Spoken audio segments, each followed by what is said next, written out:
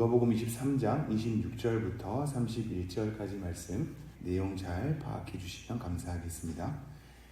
그들이 예수를 끌고 갈 때에 시몬이라는 구레네 사람이 시골에서 오는 것을 붙들어 그에게 십자가를 지워 예수를 따르게 하더라.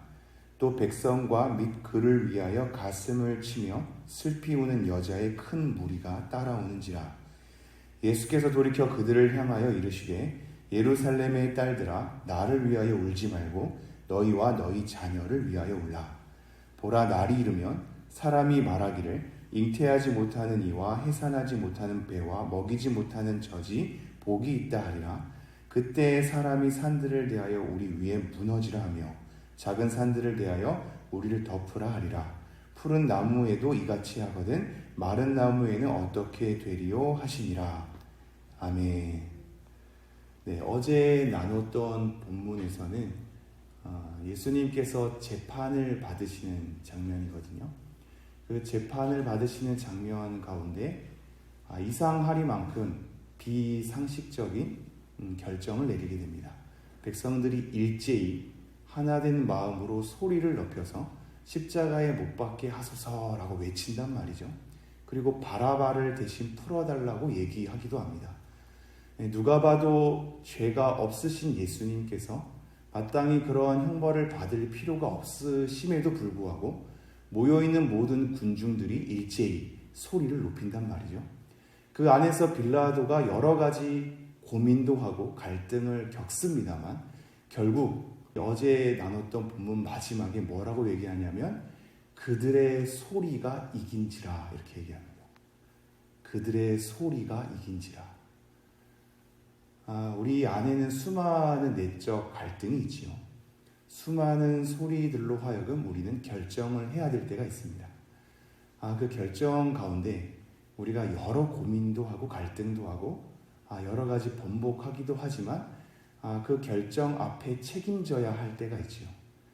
결국 빌라도가 수많은 갈등이 있었지만 그냥 때려서 놓아주려는 마음도 있었지만 그의 정치적인 입장이 굉장히 곤란하기에 결국은 그들의 소리가 이겨버립니다. 그들의 소리가 이겨버립니다. 우리 안에 어떠한 소리가 우리를 지배하고 있는가? 어떠한 소리가 이 하루 동안에 우리를 이기고 있는가를 잘 살펴야 한단 말이죠. 그들의 소리가 이겨서 이제는 십자가를 지고 끌고 가는 이 언덕 길 가운데에서 오늘 말씀이 주어지는데 그들이 이겼던 소리 가운데 또 다른 소리가 들리게 됩니다. 그것은 함께 따르던 여인들의 울음소리였습니다.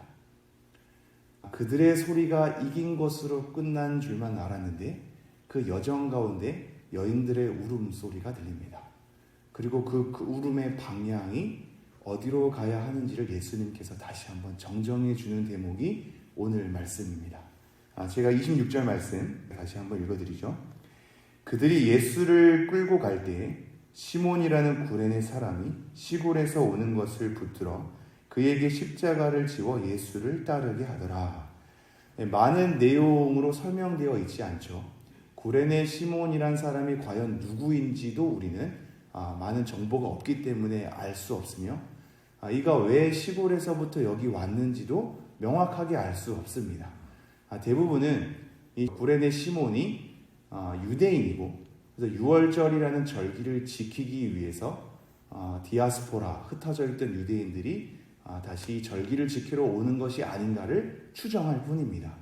그리고 오늘 우리가 이 말씀을 볼 때 구레네 시몬이 십자가를 대신 진단 말이죠. 아마도 이때의 십자가는 여러분이 아는 가로 세로 십자가이기보다는 가로형 큰 무게가 있는 가로형 십자가일 가능성이 큽니다.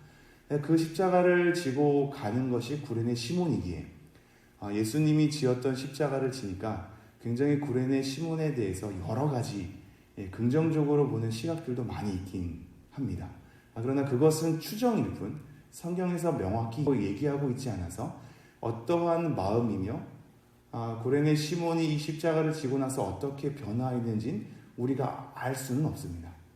그러나 한 가지 생각할 것은 이게 누가복음에서는 나와 있지 않으나 마가복음 15장으로 가면 이 구레네 시몬이 알렉산더와 루포의 아버지라는 것에 대한 소개가 있거든요.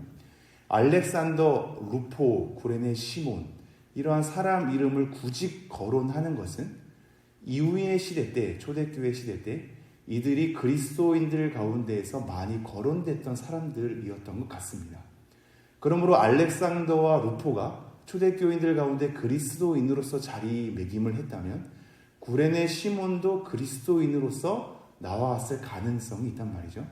그래서 누가가 이 얘기를 기록할 즈음에는 이미 구레네 시몬은 그리스도인들 사이에서 많이 알려졌던 인물인 것 같습니다. 그래서 많은 설명을 가하고 있지 않지만 구레네 시몬이 절기를 지키러 왔다가 억지로, 사실 여기 본문에서는 억지로라는 단어가 없으나 마태복음, 누가복음에서는 억지로 그 십자가를 졌다는 얘기가 있거든요. 억지로 그것을 지게 된 것을 소개하고 있고, 이렇게 간단하게만 소개해도 이것을 읽는 독자들로 하여금 구레네 시몬이 누군지 다 알아들을 수 있는 그런 상황이지 않을까 싶습니다.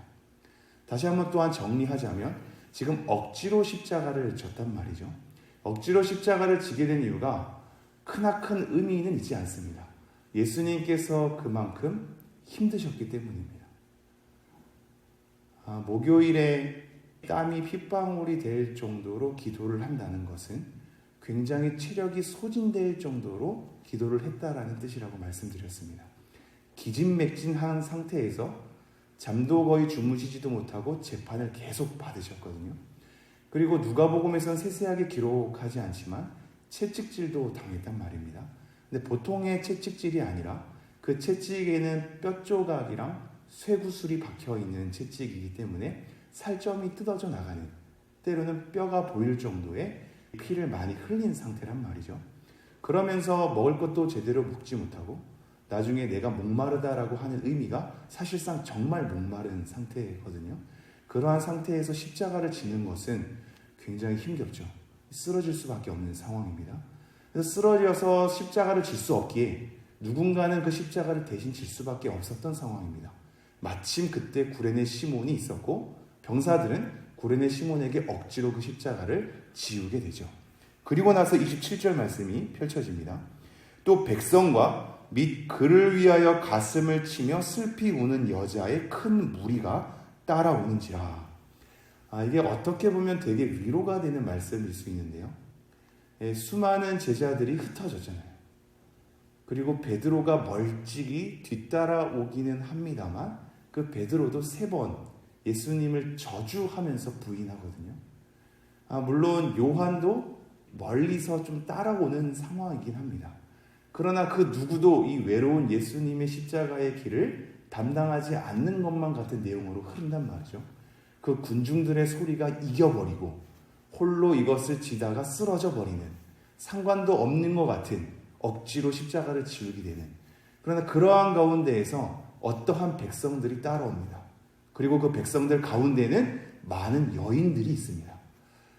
이 부분을 우리가 좀 생각해 볼 만한 부분인데요. 누가는 여인들을 많이 주목하거든요.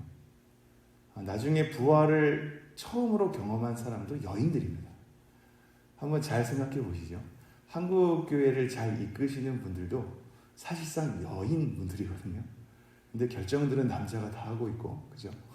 답답할 버릇이죠. 대부분 교회는 여성분들의 헌신과 봉사와 모임과 그분들의 예배에 참여 없이는 이 교회가 교회로서 존속하기가 사실 힘들거든요. 그런데도 어떠한 발언도 하지 않고 묵묵히 그 자리를 지키는 건 대단한 여성들이지 않을까 싶습니다. 누가는 그런 여성들을 많이 주목하는데 이 여성들이 그 무리 가운데 섞여서 울면서 따라옵니다. 모두가 도망가지 않고 모두가 예수님을 나무라라 하지 않았습니다. 어떠한 백성들은 따라오고 있고요. 그 가운데 어떠한 여인들은 울고 있단 말이죠. 그렇게 예수님을 쫓아오고 있습니다. 그런데 28절 이렇게 얘기하죠. 예수께서 돌이켜 그들을 향하여 이르시되 예루살렘의 딸들아 나를 위하여 울지 말고 너희와 너희 자녀를 위하여 울라. 지금 이것이 예수님께서 매몰차게 울고 있는 여인들에게 그렇게 울지 마 이렇게 단호하게 얘기한 게 아니죠. 예수님의 대단함을 볼 수 있지 않습니까?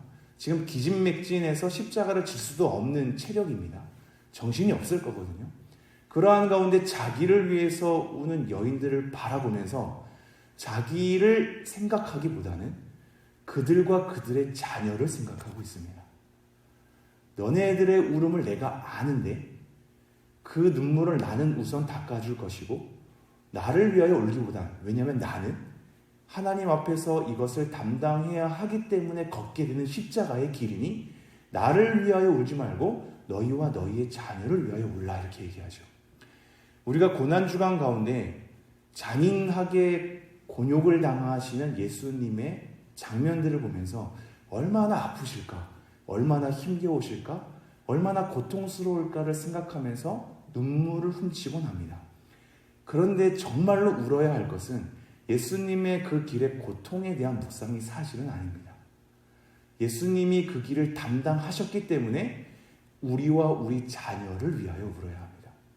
지금 그것을 예수님께서 그 울음소리가 어떠한 방향으로 걸어가야 할지를 다시 안내해 주고 있거든요.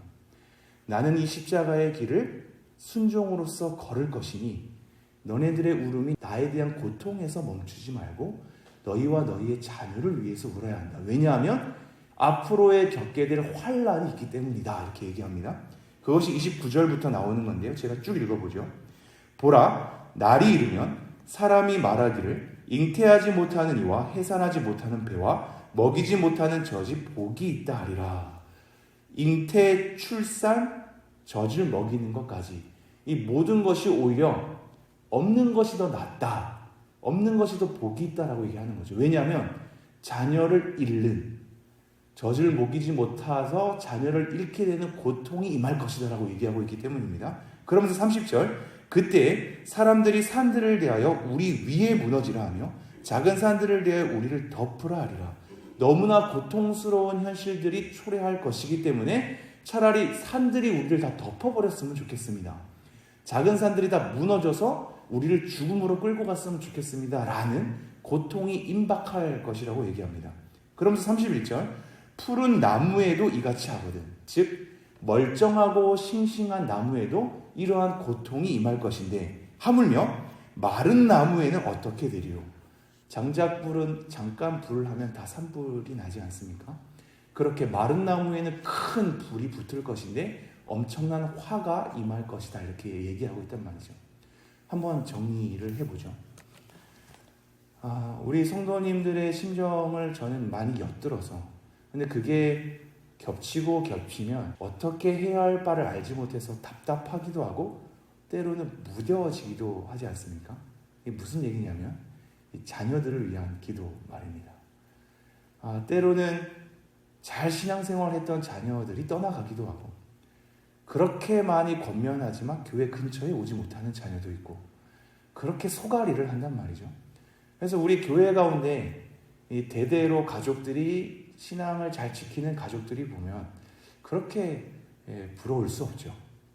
굉장히 부럽고 칭찬하면서 저분들은 어떻게 저렇게 자녀들이 신앙생활 잘 할 수 있을까 마음 한켠에는 아린단 말이죠. 우리 자녀들은 왜 이렇게 안 될까? 호통치기도 하고 야단치기도 하고 기다려보기도 하고 아무 소리 없이 그냥 놔둬보기도 하고 여러 가지 일들을 다 한 것 같지만 움직이지 않게 되는, 자녀들은 우리 손으로 할 수 없는 여러 가지 한계에 봉착하게 된단 말이죠. 지금 예수님께서는 그거를 아시는지 자녀들을 위해서 울라라고 얘기하는 거죠.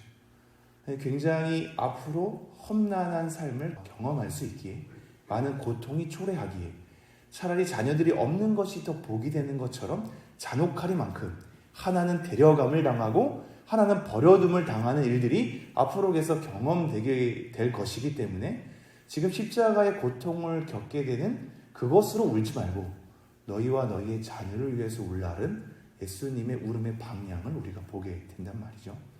오늘 우리가 이것을 위해서 기도를 조금 더 하죠. 기도하는 것이 쉽지는 않을 것입니다.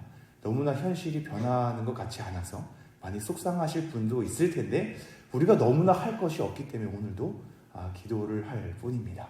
우리 자녀들을 위해서 하나님께서 우리 부모를 통해서가 아니서더라도 다른 사람을 통해서, 어떠한 지인들을 통해서, 또한 여러 사건을 통해서 우리 자녀들의 마음을 움직여 주시기를, 그들이 하나님 편에 다시 한번 서기를, 돌아오기를, 하나님을 믿기를, 하나님을 따르기를 우리가 우리의 자녀를 생각하며 기도를 하죠.